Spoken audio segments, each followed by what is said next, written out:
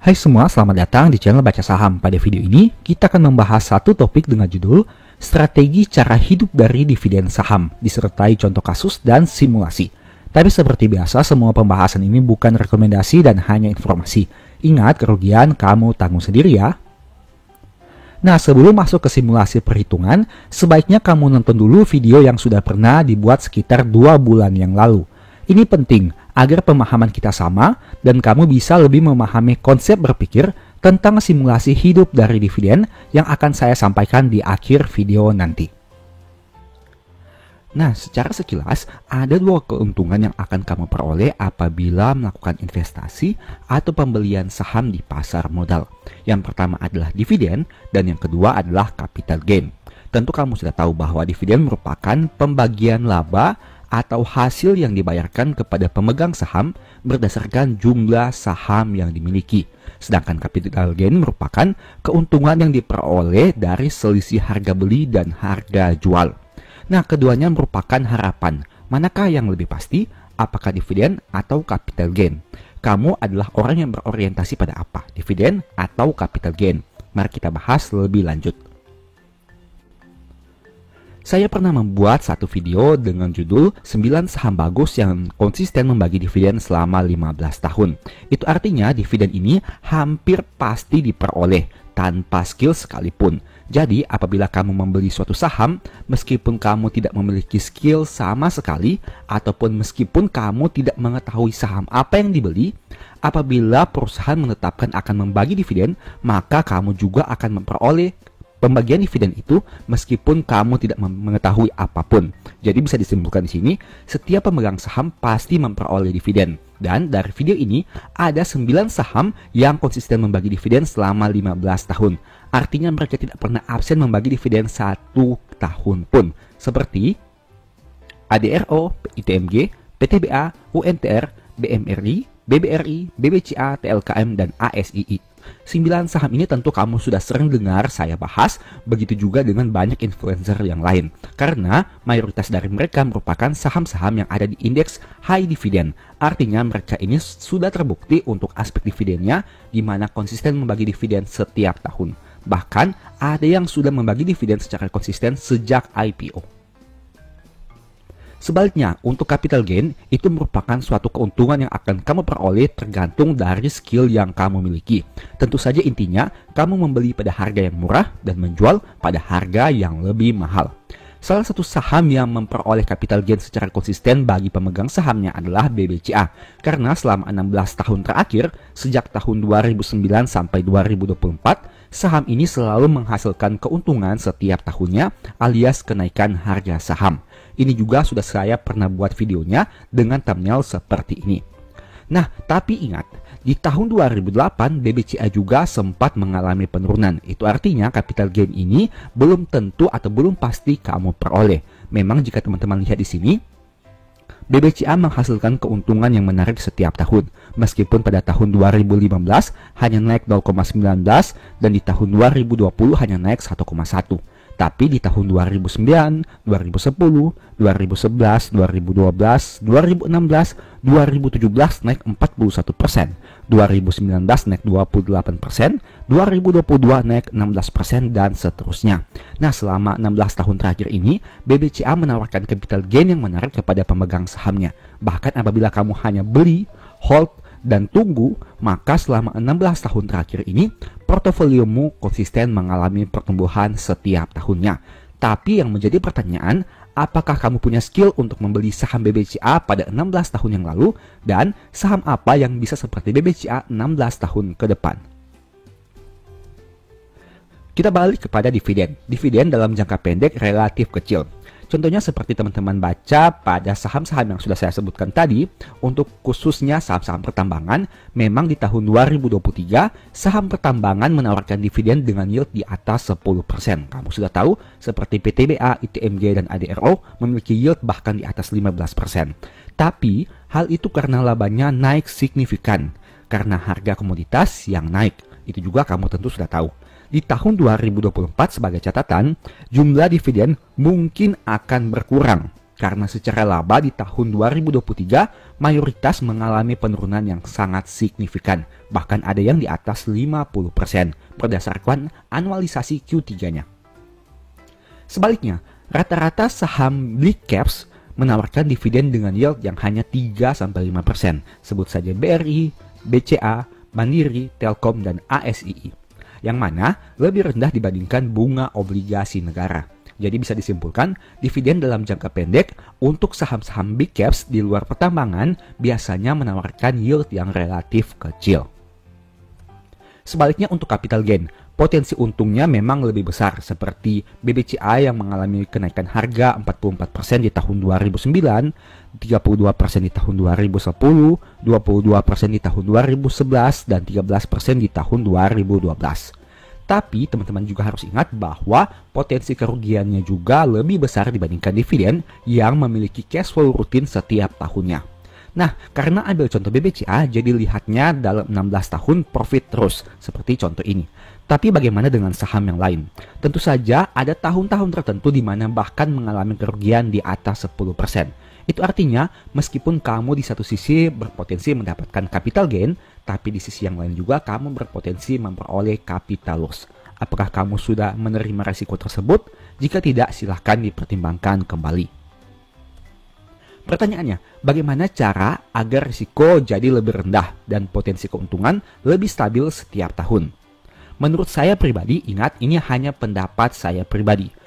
Fokus pada dividen perusahaan besar di masa depan. Mungkin saat ini dividennya memang cenderung kecil dengan yield yang hanya sekitar 5%. Tapi apabila kinerjanya terus tumbuh, labanya terus tumbuh, di masa depan bisa jadi lebih besar juga.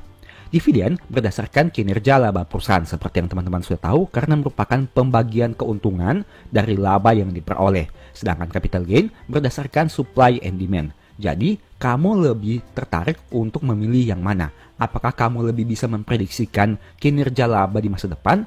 Atau kamu bisa memprediksikan supply and demand atau permintaan dan penjualan dalam jangka pendek maupun jangka panjang?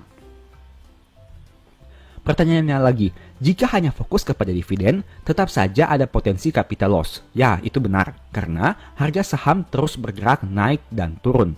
Ini juga saya sudah pernah buat videonya. Dalam jangka pendek, mungkin bisa saja mengalami floating loss karena ada potensi terjadi penurunan harga saham. Tapi, akan ada titik di mana total dividen yang diperoleh sudah lebih besar dari modal yang dibelikan saham. Jika kamu ingin tertarik melihatnya lebih jauh, kamu bisa nonton saja video dengan thumbnail seperti ini.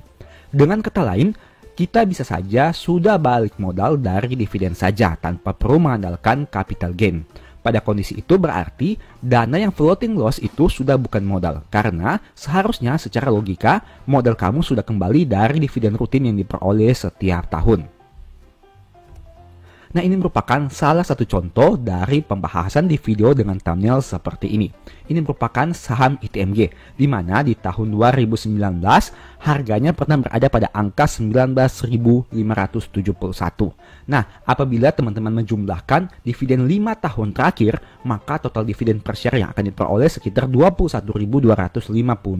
Angka ini tentu lebih tinggi dibandingkan harga ITMG di tahun 2019, tepatnya pada sekitar bulan Januari tanggal 2. Nah, ini merupakan satu hal yang menarik karena dengan harga saham 20.075 di bulan Januari tanggal 2, kamu memperoleh dividen per share dengan total 21.000 selama 5 tahun hingga tahun 2023. Dengan kata lain, total dividen per share yang kamu peroleh selama 5 tahun ini lebih besar dibandingkan harga beli kamu di tahun 2019. Dengan kata lain, kamu sudah balik modal hanya dengan dividen yang diperoleh dalam 5 tahun. Itulah sedikit penjelasan tentang pertanyaan yang mana apabila dividen kita hanya fokus di situ saja, maka potensi capital loss itu bisa saja di masa depan akan terabaikan. Oke, dividen investing bisa menjadi salah satu solusi untuk meminimalisir ketidakpastian di pasar saham. Dapat cash flow atau uang gratis setiap tahun dan memberikan potensi keuntungan di masa depan. Tentu saja, ini syarat dan ketentuannya berlaku juga. Jika kamu mencari di Google, dividen investing merupakan pendekatan dalam investasi saham yang menitik beratkan kepada saham-saham perusahaan yang rutin dan konsisten membayar dividen kepada pemegang sahamnya. Tapi kamu harus ingat juga bahwa kamu harus bisa memproyeksikan kira-kira di masa depan kinerjanya dapat terus bertumbuh sehingga dividen semakin besar, dan apabila kamu membeli saat ini dengan harga yang lebih murah, otomatis dividen yield di masa depan akan menjadi lebih besar, bahkan bisa saja kamu balik modal hanya dari dividen. Kita akan mengambil contoh satu pembahasan yang pernah saya tulis di dalam e-book Strategi Nabung Saham maupun Stock for Living, yaitu saham Bank Mandiri. Ini merupakan contoh kasus yang ada di e-book Strategi Nabung Saham yang ditulis di tahun 2021 dan e-book Stock for Living yang ditulis di tahun 2023. Jadi, contoh ini dibuat tahun 2021 sebelum terjadi kondisi yang sebenarnya di tahun 2023. Silahkan kamu pertimbangkan sendiri. Oke, ini merupakan cuplikan pembahasan di e-book Stock for Living. Saya mengatakan seperti ini. Berdasarkan laporan keuangan Bank Mandiri tahun 2022, diinformasikan juga bahwa perusahaan berhasil membukukan laba sekitar 41,1 triliun rupiah. Angka tersebut jauh lebih tinggi dibandingkan perkiraan penulis di tahun 2021 sebesar 22,6 triliun rupiah.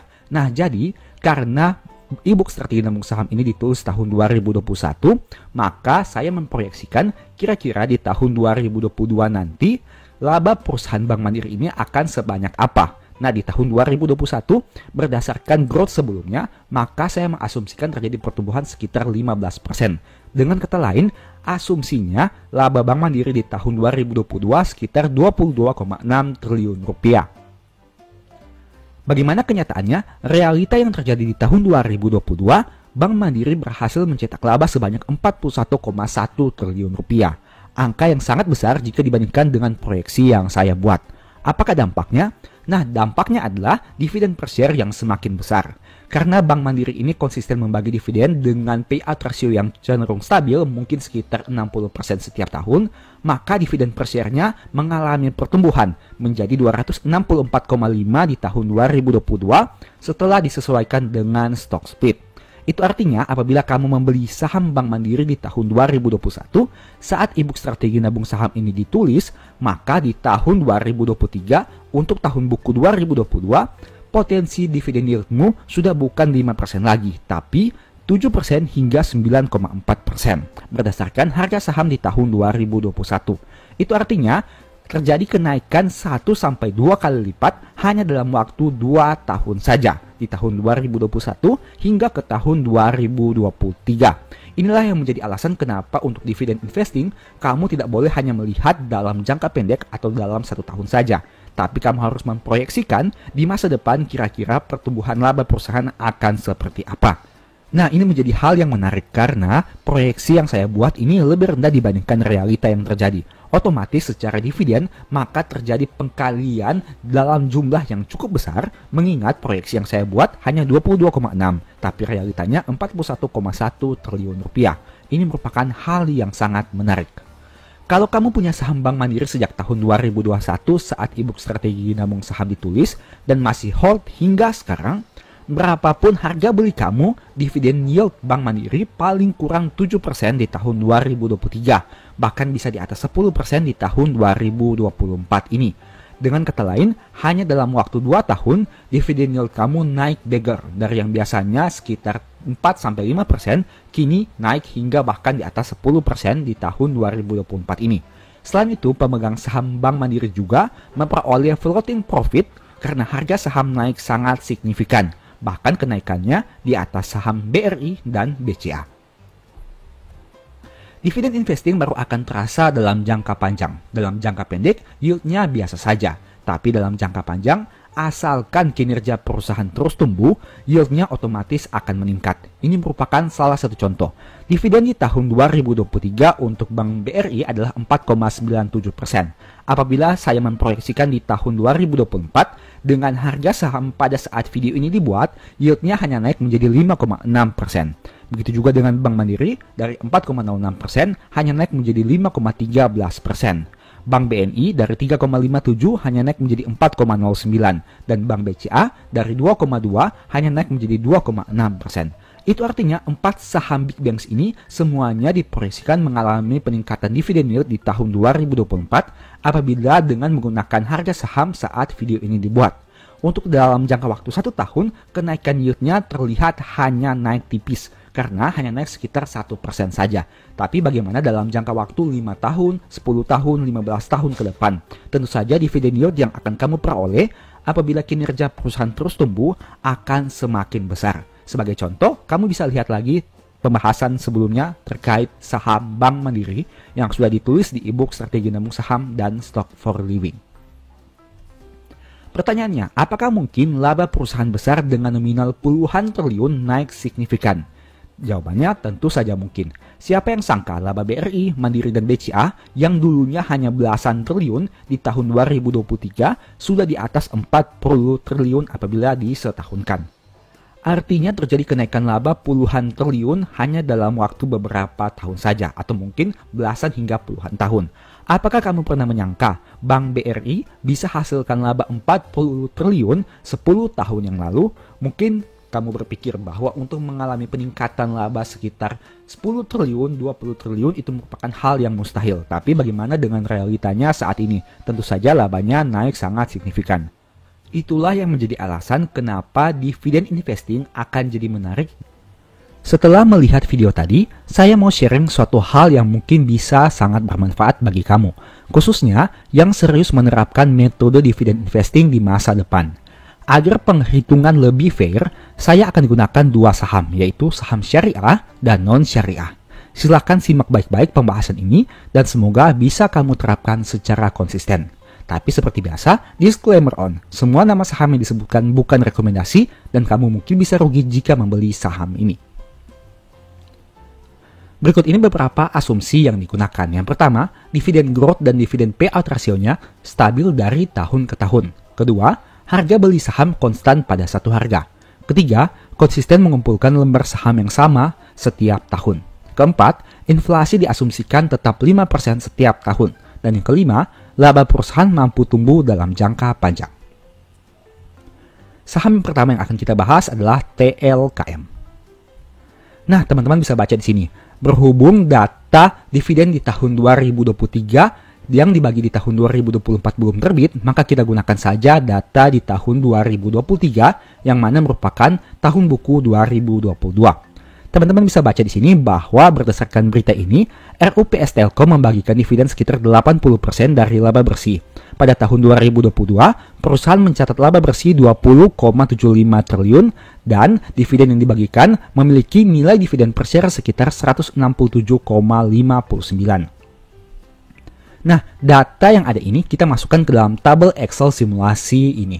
Teman-teman bisa baca di sini bahwa dividen terkini yang dimasukkan sama dengan angka 167,59. Diasumsikan dividen growth-nya adalah 70%. Asumsi dividen payout rasionya 80% mengikuti dividen payout rasio saat ini.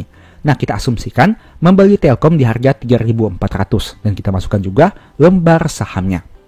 Nah, kita asumsikan bahwa kita mampu untuk komitmen nabung saham 20.000 lembar setiap tahunnya. Dengan kata lain, apabila harga belinya 3.400, itu berarti kita komit untuk menabung sekitar 68 juta atau per bulannya sekitar 5,6 juta. Angka ini teman-teman bisa simulasikan sendiri atau sesuaikan sendiri berdasarkan kemampuan kamu masing-masing. Apabila kamu mampu untuk menabung lebih besar dari 68 juta, silahkan sesuaikan saja di lembar sahamnya.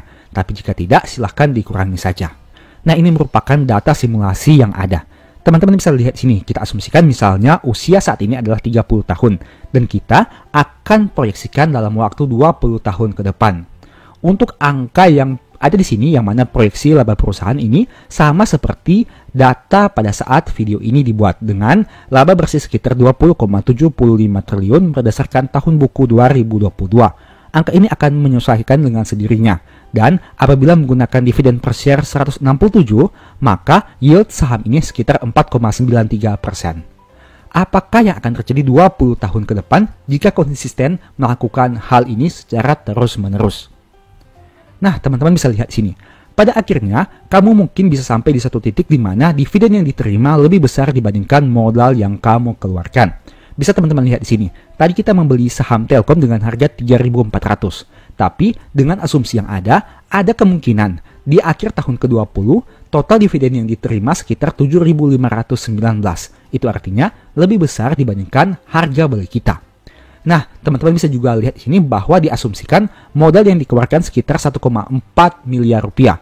Angka ini lebih kecil dibandingkan proyeksi dividen yang bisa kita terima sekitar 2 miliar rupiah. Tapi tentu saja ini dengan beberapa asumsi yang tadi sudah kita gunakan. Kamu bisa lihat bahwa di sini ada hal yang menarik.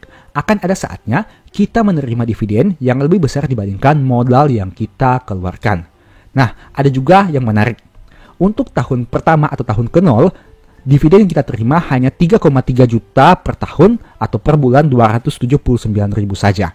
Tapi apabila hal ini konsisten kita lakukan, maka di akhir tahun ke-20, dividen yang kita terima setiap tahunnya adalah 272 juta atau per bulannya 22,69 juta. Angka yang bisa dikatakan sudah cukup besar. Tapi akan ada pertanyaan, kan ada inflasi. Angka 22 juta saat ini tentu berbeda dengan 22 juta 20 tahun ke depan. Nah, untuk menjawab hal itu, maka saya juga buatkan simulasi dengan mempertimbangkan inflasi. Misalnya di sini kebutuhan biaya bulanan kita adalah 10 juta atau 120 juta per tahun. Kita asumsikan inflasinya adalah 5% dengan harga rata-rata 3.400. Nah, di tahun ke-0, angka lembar saham yang kamu butuhkan untuk mencapai nominal biaya hidup 120 juta per tahun adalah sekitar 716.000. Dengan kata lain, dana yang dibutuhkan 2,4 miliar rupiah. Apa yang akan terjadi 20 tahun ke depan?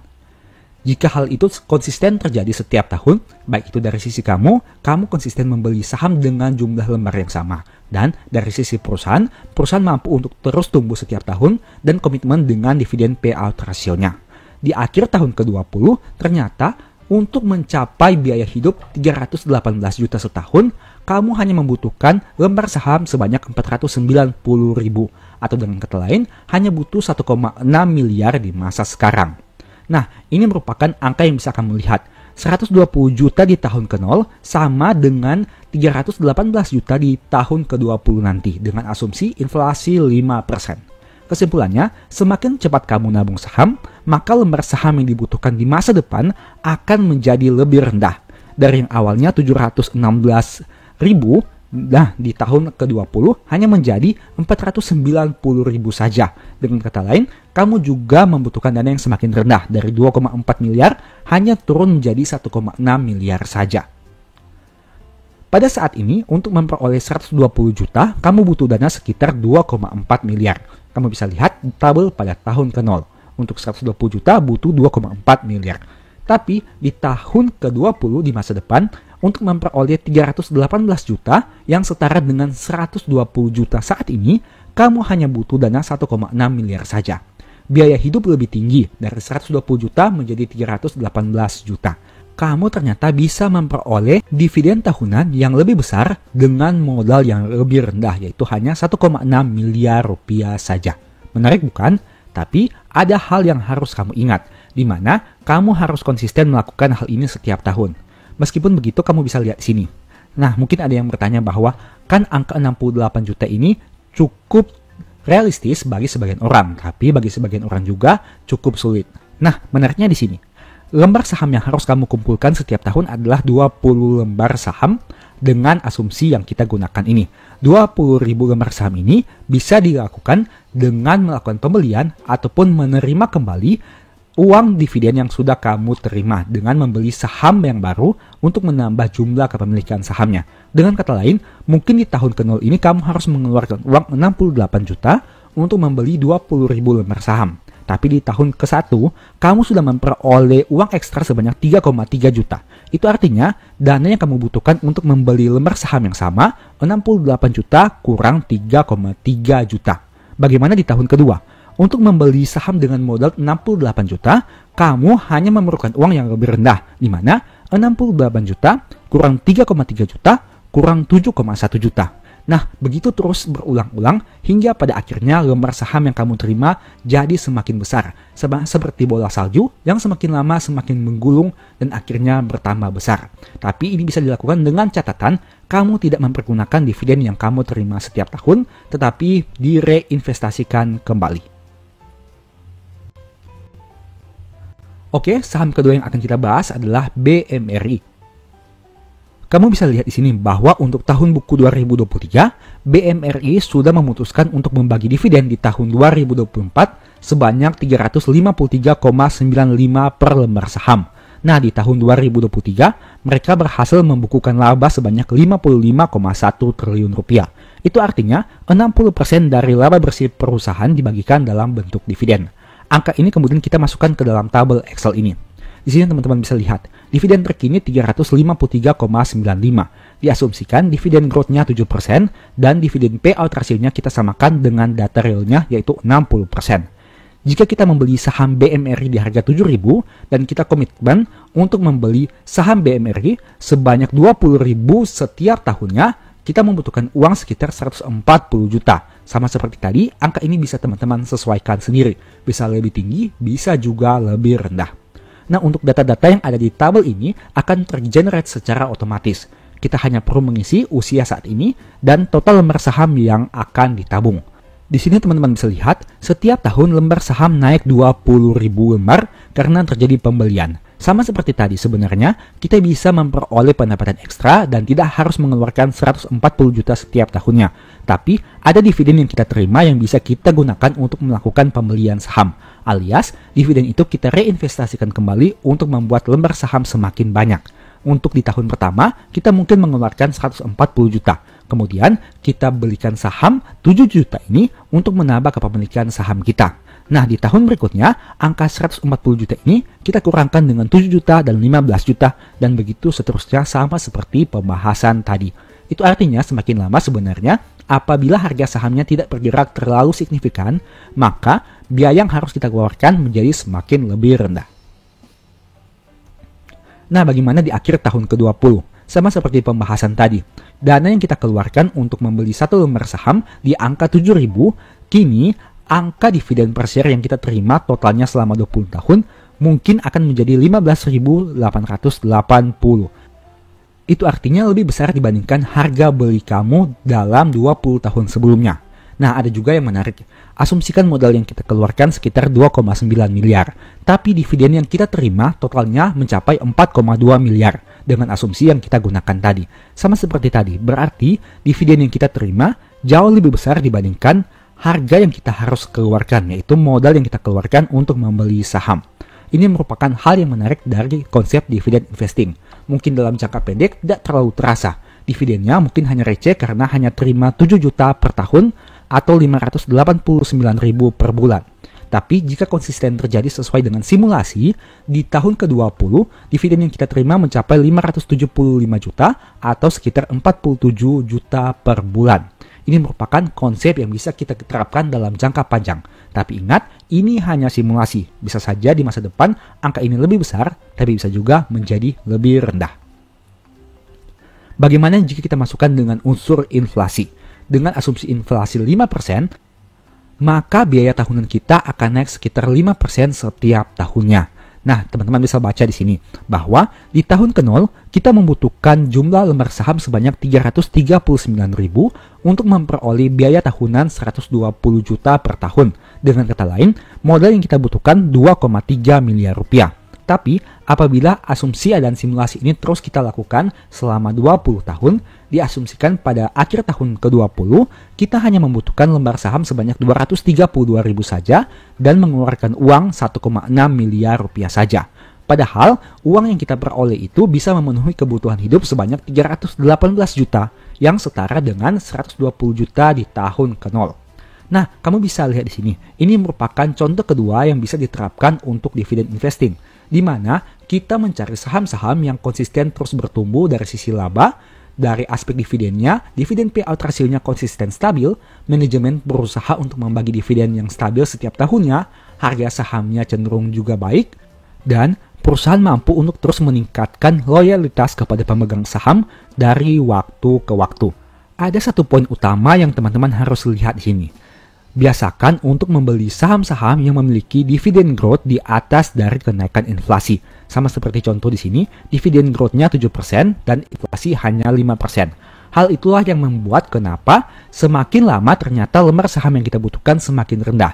Karena kenaikan dividen dan kenaikan laba jauh lebih besar dibandingkan kenaikan inflasi. Semakin tinggi pencapaian kinerja perusahaan dari waktu ke waktu, akan membuat modal yang kita butuhkan menjadi semakin rendah. Kita manfaatkan saja kekuatan perusahaan untuk meningkatkan kinerjanya untuk memperoleh lembar saham yang semakin banyak. Dan tentu saja dana yang dibutuhkan diasumsikan atau diharapkan menjadi semakin rendah. Tapi seperti biasa, ini hanya hitung-hitungan di atas kertas. Bisa saja realitanya berbeda. Ada banyak kemungkinan yang bisa terjadi dan ada banyak faktor yang bisa mempengaruhi. Tapi setidaknya dengan adanya data ini, kamu bisa memperoleh gambaran bagaimana konsep berpikir tentang dividen investing itu di masa depan. Tidak hanya membeli saham untuk mencari dividennya saat ini, tapi bagaimana kita mengumpulkan lembar saham dari waktu ke waktu, mereinvestasikan dividen yang kita terima setiap tahun, agar di masa depan, biaya hidup kita bisa tercover dengan dividen yang kita terima. Mungkin saja saat ini uang kita belum banyak, tapi dengan memanfaatkan compounding waktu dari tahun ke tahun, dengan memanfaatkan reinvestasi dividen, maka di masa depan bisa saja sebenarnya dana yang kita butuhkan tidak sebesar yang kita perkirakan.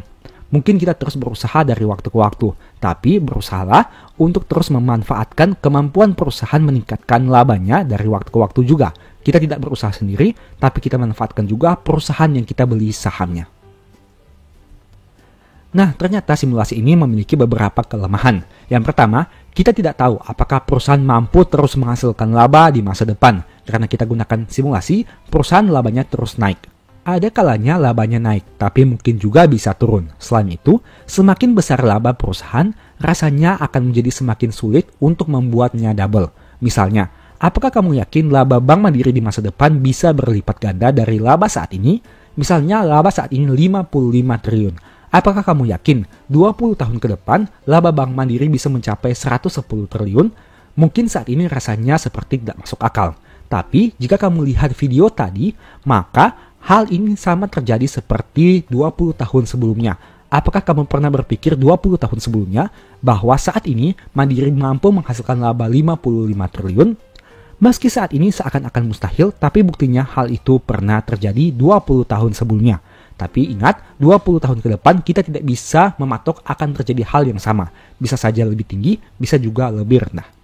Poin kedua, harga beli saham konstan pada satu harga. Mungkin tidak akan relevan jika saham perusahaan naik signifikan. Mungkin saat ini BMRI di harga 7.000, tapi jika harganya nanti jadi 10.000, modal yang harus kamu keluarkan jadi lebih besar. Meski begitu, hal sebaliknya juga bisa terjadi. Jika nanti harga Bank Mandiri turun jadi 5.000, modal kamu juga bisa jadi lebih kecil. Jadi, semuanya punya plus minusnya masing-masing. Ketiga, inflasi mungkin tidak selalu 5% setiap tahun. Kadang lebih tinggi, tapi mungkin bisa juga lebih rendah. Jadi, angka kebutuhan hidup di masa depan mungkin belum pasti. Tapi setidaknya kamu sudah punya gambaran besarnya. Sebagai informasi, file Excel yang tadi kamu lihat untuk perhitungan simulasi merupakan bonus yang akan kamu dapatkan jika membeli e-book strategi nabung saham. File Excel tersebut bisa disesuaikan berdasarkan saham yang kamu inginkan. Hanya perlu input beberapa data saja dan hasilnya akan langsung dihitung secara otomatis. Meski tidak ada jaminan kepastian di masa depan, ada kemungkinan kamu juga bisa rugi dan kerugian itu kamu tanggung sendiri, tapi setidaknya dengan simulasi tersebut, kamu punya gambaran jangka panjang tentang apa yang harus dilakukan saat ini agar bisa pensiun dari saham dengan nyaman dan berkecukupan. Apabila tertarik membeli e-book ini, silahkan chat saja di nomor WA di akhir video. Selain strategi nabung saham, ada juga e-book Stock for Living yang fokus membahas strategi untuk hidup dari saham. Dua e-book tersebut saling melengkapi satu dengan yang lain sehingga pembacanya memiliki cara pandang yang lebih luas. Detail pembahasannya bisa kamu lihat pada gambar di bawah ini. Demikianlah pembahasan pada video ini. Selalu ingat bahwa semua saham yang disebutkan bukan rekomendasi dan hanya informasi. Mohon agar dapat mengecek kembali data yang ditampilkan. Dan ingat, segala risiko kerugian menjadi tanggung jawab kamu sendiri. Di video berikutnya kamu ingin dibahas materi apa lagi? Tulis di kolom komentar ya. Sebagai informasi, channel YouTube Baca Saham sekarang ada dua. Yang pertama Baca Saham dan Baca Saham dari Nol. Berikut ini beberapa list ebook baca saham. Pertama, Stock for Living, Strategi Nabung Saham, The Stock Market, dan Cara Cepat Analisa Laporan Keuangan. Apabila tertarik, chat saja pada nomor WA yang ada. Sekian video ini, semoga bermanfaat. Thank you.